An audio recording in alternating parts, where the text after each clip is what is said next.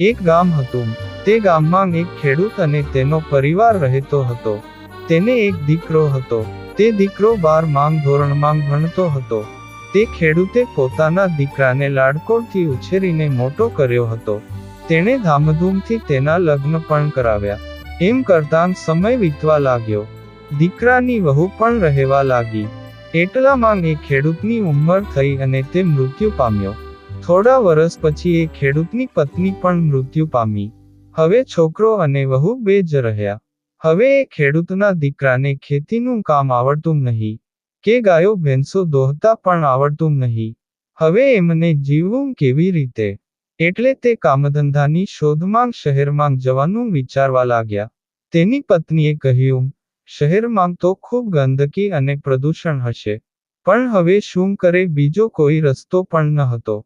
કેમ કે ગામડાનું તો કોઈ કામ એમને આવડતું જ નહીં. આમ નક્કી કરી તે લોકો ગામડેથી શહેરમાં રહેવા ગયા. તેમને શહેરમાં જોયું તો રહેવા માટે ઘર ખૂબ જ મોંઘા ભાડેથી મળતા. એવા ભાડા ભરવાનું તેમને પોસાય નહીં. એટલે તેમણે એક ખુલ્લી જગ્યા જોઈ ત્યાં ઝૂંપડું બનાવ્યું. પણ એ ઝૂંપડાની બાજુમાં જ નગરપાલિકાની કચરા પેટી હતી.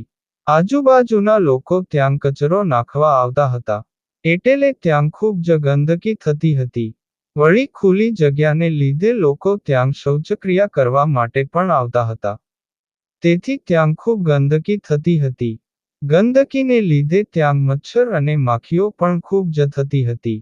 આવા ગંદા વિસ્તારમાં રહેવાથી અને ડેન્ગ્યુ, મેલેરિયા જેવા મચ્છરો કરડવાથી એ બંને પતિ પત્ની બીમાર પાડવા લાગ્યા. વળી શહેરના ખોરાક પણ ચોખ્ખા નહીં. શાકભાજી ગટરના પાણીમાંથી ઉગાડેલા હોય.